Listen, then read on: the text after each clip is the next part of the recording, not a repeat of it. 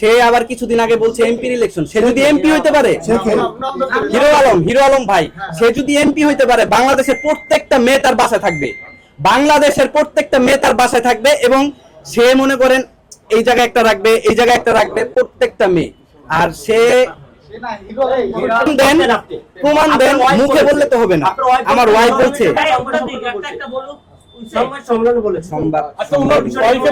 আমি হিরো আলমের সাথে আপনার দ্বন্দ্ব কিনা এই বিষয়গুলো আপনার পার্সোনাল বিষয় বলা দরকার।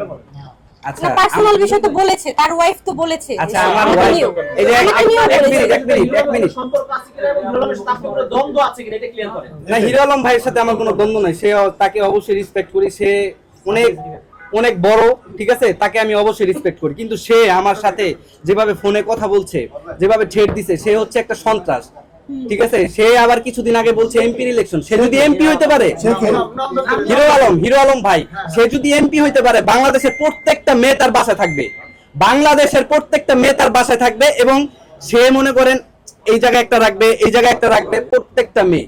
আর সে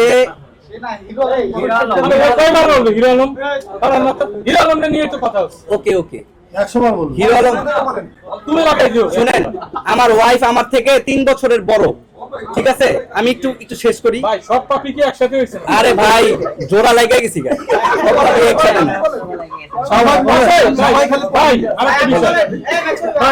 ভাই এক মিনিট, এখানে দুই স্ত্রী স্বামীর বিরুদ্ধে অভিযোগে হাজির হয়েছে, আপনি কেন আসছেন? দুই স্ত্রীর মাঝে আপনি কেন আসছেন? আমি আসছি আমার বউরে নিয়ে, সে এক্স ওয়াইফ যা মন চাই করুক, কিন্তু সে আমার বউরে নিয়ে শিখাই দিছে, আমার বউকে শিখাই দিছে তুমি এটা বলো ওইটা বলো।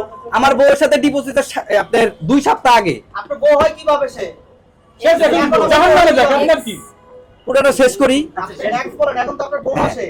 আমার এক্স ওয়াইফের সাথে 14 দিন আগে আমার ডিভোর্স হয়েছে, ঠিক আছে, মানে আই ডোন্ট কেয়ার, সে যা মন চাই করুক, কিন্তু বদনাম বলে। কিন্তু হিরো আলম তার সাথে তাকে নক দিয়ে, ওই যে তার সাথে আমি ভিডিও মামলা তো করছি, আমি তার সাথে, আমি তার নামে মামলা করছি, থানায় গেছে, এটা ডিবি অফিসে গেছে, এটা খুব শীঘ্রই আপনারা জানতে পারবেন, কোনো সমস্যা নেই।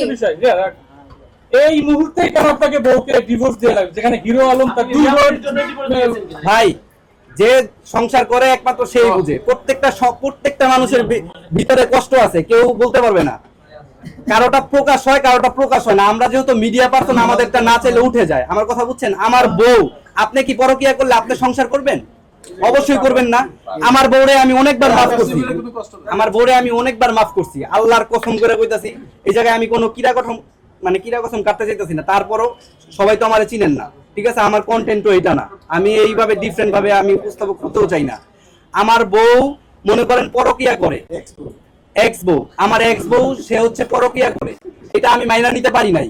3 বছর ঠেলামেলা আমি চালাইছি, লাস্টে যেই সিন কার্ড আমি দেখছি, নিজের হাতে নাতে আমি ধরছি, তার সে যে আরেকটা ছেলের সাথে যে মনে করেন ভিডিও মিলামিশা আছে, সেটা আমার কাছে আছে।